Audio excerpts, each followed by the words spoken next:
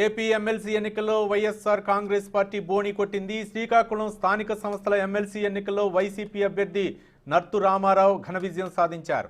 YCP అభ్యర్థికి 636 ఓట్లు రాగా ఇండిపెండెంట్ అభ్యర్థికి 108 ఓట్లు వచ్చాయి. 528 ఓట్ల తేడాతో సమీప ఇండిపెండెంట్ అభ్యర్థిపై నర్తు గెలుపొందారు. దీంతో వైసీపీ కార్యకర్తలు స్వీట్లు పంపిణీ చేస్తూ సంబరాలు చేసుకుంటున్నారు. మార్చి 13న జరిగిన ఎన్నికలకు ఉదయం 8 గంటలకు కౌంటింగ్ ప్రారంభం కాగా గంటన్నరలోపే ఫలితం వెల్లడైంది.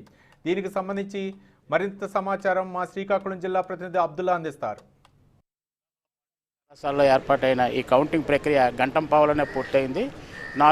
ఒకే రౌండ్లోనే ఈ కౌంటింగ్ అయితే పూర్తి చేసిన అధికారులు అయితే రిజల్ట్ కూడా ఆల్రెడీ అఫీషియల్గా చెప్పకపోయినప్పటికీ కూడా రిజల్ట్ అయితే వచ్చింది. ఇందులో 12 ఓట్లు 752 ఓట్లకు గాను 12 ఓట్లు చెల్లకుండా పోయాయి. ఇందులో అధికార వైసీపీ పార్టీ తరఫున పోటీ చేసిన నర్తు రామారావుకి 632 ఓట్లు అయితే సాధించడం జరిగింది. అయితే దానికి ఇండిపెండెంట్గా పోటీ చేసిన ఆయనపు రామకృష్ణ 108 ఓట్లు అయితే లభించాయి. అయితే ఇక్కడ ఈ ప్రాదేశిక నియోజకవర్గానికి ఎమ్మెల్సీ స్థానానికి అయితే టీడీపీ పోటీకి దూరంగా ఉంది. అయితే ఇండిపెండెంట్ అభ్యర్థిగా పోటీ చేసిన ఆయనపు రామకృష్ణ తన ప్రధాన కాపు వర్గానికి చెందిన రామకృష్ణ అయితే విజయంపై ఆశాభావం వ్యక్తం చేసుకున్నప్పటికీ 108 ఓట్లు సాధించడం అయితే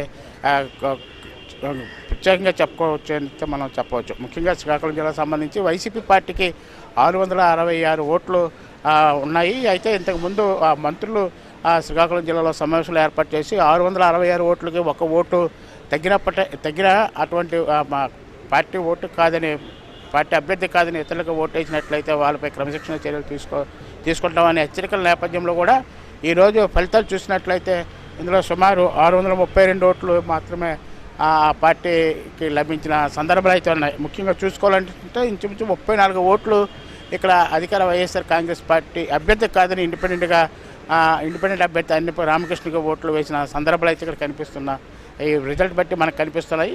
దీనిపై భవిష్యత్తులో ఆ అభ్యర్థులు పార్టీ వ్యతిరేకంగా ఓటు వేసిన 34పై ఎటువంటి చర్యలు తీసుకుంటారో అయితే వేచి చూడవలసిన అవసరం ఉంది. అయితే ఈరోజు ఉదయం 8 గంటలకు కట్టుదిట్టమైన భద్రతా ఏర్పాట్ల మధ్య కౌంటింగ్ అయితే ఇక్కడ ప్రారంభించారు.